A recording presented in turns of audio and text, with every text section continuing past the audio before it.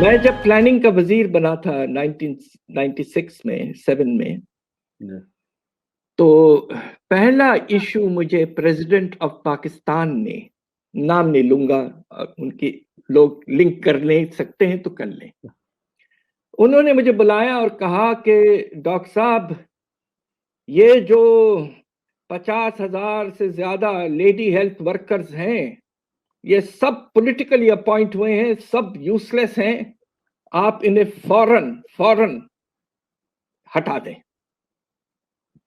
تو میں نے پریزیڈنٹ صاحب سے کہا کہ سر مجھے موقع تو دیجئے کہ یہ تو ایک جسے ہم کہتے ہیں نا بیر فٹ ڈاکٹرز کے طرح کے لوگ ہیں، میں دیکھنا چاہتا ہوں کہ واقعی کیا یہ بیکار ہیں۔ تو میرا پہلا کام یہ تھا کہ میں فیلڈ میں نکلا اور جا کے گاؤں وغیرہ میں جا کر باتیں لوگوں سے کی، اور پتہ یہ چلا کہ ہمارے جو لیڈی ہیلتھ ورکرز ہیں وہ کام کرتے ہیں، سپورٹ کرتے ہیں، بچوں کی پیدائش ہو یا کوئی آپ کو پولیو کا ویکسین ہو، اس طرح کی چیزوں میں وہ کام کرتے ہیں۔ تو میں نے جا کے پریزیڈنٹ صاحب سے کہا کہ پریزیڈنٹ صاحب I am sorry I will not remove these, on the other hand I am thinking of doubling the number. President صاحب was in a state of shock, but دیکھیے ان کی بھی قابلیت ایسی، انہوں نے کہا کہ ڈاکٹر صاحب آپ کا اسسمنٹ ہے تو سر آنکھوں پر، یو گو ہے، اور وہ نظام چل رہا ہے۔ دیکھیے اب مسئلہ یہ ہے کہ ان کو آپ نے دو بڑے بڑے اداروں کے بیچ میں ان کو پریشان کر کے چھوڑ دیا، نہ تو وہ فیڈرل گورنمنٹ کے ہیں نہ تو وہ پروونشل گورنمنٹ کے ہیں۔ وہ بہت پریشان ہے، آج کل بھی بہت پریشان ہے، اور ان کے سمجھ میں نہیں آ رہا کدھر جائے۔ جو ہیں وہ آئین میں تبدیلی کے بعد 18ویں ترمیم کے بعد وہ پروونشل گورنمنٹ کے ہیں۔ Provincial governments must take on their full responsibility, اور وہ نہیں لے رہے ہیں۔ اب دیکھیں نا اس طرح کے ایشوز ہیں، ہزاروں خواتین بیچاری آ کر کانسٹیٹیوشنل ایونیو اسلام آباد میں کتنے دن بیٹھی رہیں، کن حالات میں، اور کوئی پوچھنے والا نہیں۔ اس بات کا تو اتنا افسوس ہوتا ہے میں آپ کو بتا نہیں سکتا۔ اسی لیے ہم نے یہ جو سیریز شروع کی، اس میں جو پہلی مزدور رہنما کو بلایا وہ لیڈی ہیلتھ ورکر کی بشرا رحیم صاحبہ کے ساتھ بیٹھ کے بات کی، اور وہ ابھی بھی بہت زیادہ پریشان ہے اتنا کچھ اچیو کرنے کے باوجود، اور اب ماشاءاللہ ان کی رجسٹرڈ یونین ہے جو آہستہ آہستہ اس کی ممبرشپ میں اضافہ کر رہے ہیں۔ جب کمپلیٹ ہو جائے گی ممبرشپ کیمپین تو پتہ چلے گا کہ پاکستان کی سب سے بڑی یونین ان کی ہوگی، کوئی 28-29 ہزار ان کے ممبرز ہوں گے، تو آپ سوچ لیں۔ لیکن یہ کہ اگر یہ اوروں کے ساتھ مل کر یہ اوور آل لڑائی لڑتی ہیں تو بہت ہی سب کا بھلا ہوگا۔ میرا جو سب سے اہم سوال ہے، اور انفارچونیٹلی سب سے آخر میں پوچھ رہا ہوں، اور وہ یہ ہے کہ ان حالات میں گورنمنٹ کہتی ہے کووڈ ہے، گورنمنٹ کہتی ہے جی ہمارے پاس پیسہ نہیں آ رہا ہے، ہم بڑے مقروض ہیں، اور جناب پچھلے والے تو چوری کر گئے اور ہم جو کر رہے ہیں چوری اس کو تو چھوڑ ہی دیں، لیکن بہرحال پیسے نہیں ہیں۔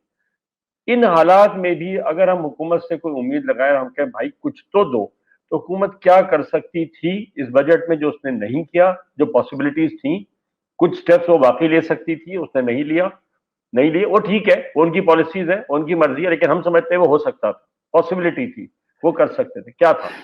سب سے اہم یہ ہے اس وقت کہ ایک مناسب ڈیسیشن حکومت نے ضرور لیا ہے، اور وہ یہ کیا ہے کہ جو پبلک سیکٹر ڈیولپمنٹ پروگرام ہے اس کو 50 سے 60% وہ بنانا چاہتے ہیں، اور یہ ایک مناسب ڈیسیشن ہے۔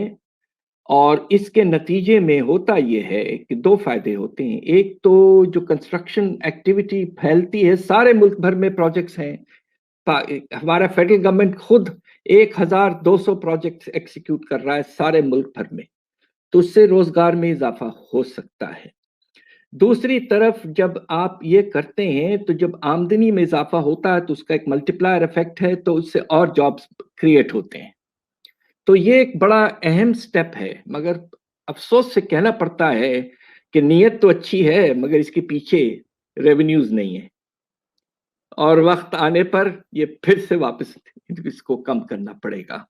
پچھلے 3 سال سے آپ کا جو ڈیولپمنٹ پروگرام ہے وہ 4% تھا جی ڈی پی کا، گر کے اس وقت 2.5% پہ آ چکا ہے۔ اب وہ بڑھانا چاہ رہے ہیں پھر سے اس کو 4%۔ اگر اس میں کامیابی ہوتی ہے تو بہت اچھی بات ہے. خواہشات تو ہو سکتی ہیں، لیکن کیا ان کے سٹیپس دیکھ کر لگتا ہے کہ یہ 4 یا 3.5 پر بھی پہنچ پائیں گے؟ مشکل لگ رہا ہے. فیوچر مشکل لگ رہا ہے. مشکل. اس کا مطلب ہے کہ وجہ یہ کہ ریونیوز میں جو انہوں نے چھوٹ دے دیے، کل کی تقریر میں 4-5 اور بھی دے دیے.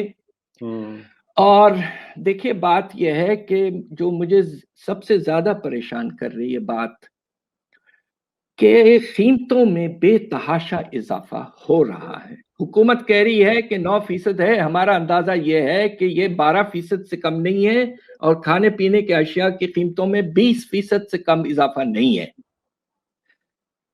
نتیجہ یہ ہے کہ آپ اگر اس بجٹ کو دیکھیں تو زیادہ تر انڈائریکٹ ٹیکسز پہ رجحان ہے. کس پہ سب سے زیادہ زور ہے؟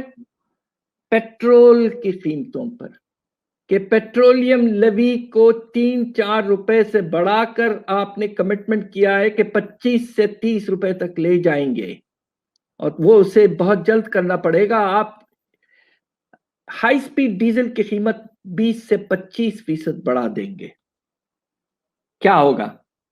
ہر چیز کی قیمت بڑھے گی. ایک جسے کہتے ہیں نا لہر قیمتیں بڑھنے کی پھیل جائے گی، اور تنخواہیں نہیں بڑھیں گی. تنخواہیں کہاں سے بڑھیں گی؟ تو یہی تو مسئلہ ہے کہ اس وقت جو ایک آپ اجازت دیں تو ایک سخت لفظ استعمال کر لوں. آپ سر، یہ تو ڈیجیٹل میڈیا کی خوبی یہی ہے کہ سب کچھ جو قبضہ آپ کے ایلیٹ کیپچر ہے، وہ تاریخ میں شاید اتنے بڑے پیمانے پر نہیں تھا. اور ہمیں اس بات کا اس لیے افسوس ہے کہ کم از کم میں، چونکہ عمران خان 20-25 سال پہلے کچھ عرصہ ہم ساتھ گزارے تھے، میں نے ان کو تھوڑا سا اکنامکس بتائی تھی، وہ بیچارے کچھ نہیں کر پا رہے. سر میں یہاں آپ سے اختلاف کروں گا. جو آدمی فیصلہ کر کے آتا ہے کہ میں کچھ کرنا چاہتا ہوں اور وہ اتنی بڑی جگہ آ کے بیٹھ جاتا ہے، اس کے لیے لفظ بیچارہ نہیں کہنا چاہیے. سارا چارہ گر وہی ہے، اسی کو ہونا چاہیے. اور اگر وہ چارہ گر نہیں ہے تو کیوں اس نے ہم سے یہ کہا کہ وہ چارہ گر بن کے آئے گا؟ بالکل. میں اور آپ کیوں نہیں یہ بن گئے یہ کہہ کے چلے جاتے ہیں؟ بالکل. ٹھیک ہے نا. تو اور میں یہ سمجھتا ہوں، اور مجھے بتائیے اگر میں غلط سمجھتا ہوں تو، میں سمجھتا ہوں کہ یہ جو جس کو وہ مافیا کہتے آئے ہیں، میں یہ لفظ یوز نہیں کرتا، لیکن ایسے ہی گروہ جن کے انٹرسٹ ہیں، جن کا تعلق ایک خاص ایلیٹ سے ہے، خاصا بھی اسی ایلیٹ سے آئے. ہماری ساری لیڈرشپ اسی لیڈ سے آ رہی ہے. ہم اپنی لیڈرشپ ڈیولپ نہیں کر پا رہے ہیں. ہم کس طریقے سے اپنے مسائل کے حل ڈھونڈیں گے؟ ہم تو ان سے کہتے ہیں ہمارے مسائل حل کرو جن کا یہ ہے ہی نہیں مفاد کہ ہمارا مسئلہ حل، تو پھر کیسے ہوگا؟ تو مجھے نہیں لگتا. میں یہ بجٹ دیکھتا ہوں، جب میں نے پہلی دفعہ بجٹ کور کیا تھا خود، تو ایم ضیاء الدین بڑے سینئر صحافی تھے، وہ ہیں ابھی بھی بہت سینئر ہیں، وہ اس میں قومی اسمبلی میں بجٹ سپیچ ختم ہوتے ہی سارے رپورٹر ان کی طرف چمٹتے تھے شہد کی مکھیوں کی طرح، اور وہ بیچارے ہر ایک کو بتا رہے ہوتے تھے کہ اس کا مطلب کیا ہے. اور ہم نے ان سے جتنا سمجھا اور سیکھا، ہمیں یہ سمجھ میں آیا کہ یہ اعداد و شمار کا گورکھ دھندا ایک طرف رکھیے، پہلے سمجھیے کہ یہ کیوں کیا گیا ہے. ہمیں تو اس میں نہیں لگا کہ اس کا کوئی تعلق پاکستان کے عوام سے ہے. تو سر یہ آپ کو میرے خیال میں اب ریمائنڈر آ گیا کہ آپ کی دوا کا وقت آنے کا وعدہ ہو گیا ہے. تو آپ دیکھیے، میں آپ سے ایک بات کہنا چاہتا ہوں. میں نے ابھی ایک کتاب لکھی ہے لیبر پر، جی میں آپ کو وہ کتاب بھیج رہا ہوں. وہ میرے پاس ہے. جب اس کی لانچنگ ہوئی تھی تو میں موجود تھا کراچی میں، میں نے وہ کتاب لی ہے وہاں سے اور میں نے پڑھنا شروع کر دی ہے. اچھا، اب یہ ہے کہ چونکہ یہ لیبر کا ہے اور ہمارا دل ان کے ساتھ ہے، آپ جب چاہیں گے کسی لیبر ایشو پہ بات کرنا یا کسی چیز پر ہمیں ایکسس کرنا ہے بڑے لوگوں تک، I am there for you. Thank you sir. ضرورت ہے ہمارے دل میں. چونکہ میں آپ کو ایک بات شاید نہیں بتایا کہ 20-21 سال کی عمر میں ذوالفقار علی بھٹو صاحب کا ایک ینگ سپیچ رائٹر تھا. ان کی تقریر کا پہلا ڈرافٹ میں تیار کرتا تھا.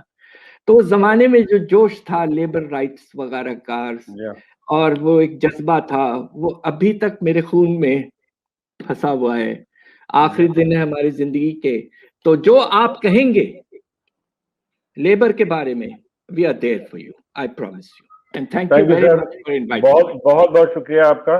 اور یہ جو وعدہ آپ نے کیا ہے ہم سے، ہمارا وعدہ آپ سے یہ ہے کہ میں اپنے طور پہ، میرا ادارہ کوشش کریں گے کہ جس طرح ہم نے لیبر ایکٹیوسٹ سے مختلف بات کی ہے، ان کی بات کو لے کر آگے جا کے جمع کر سکیں اگلے 2-3 مہینے میں، اور پھر ہم آپ کو پھر رجوع کریں اور بیٹھ کے اس کو بات کو آگے بڑھا سکیں.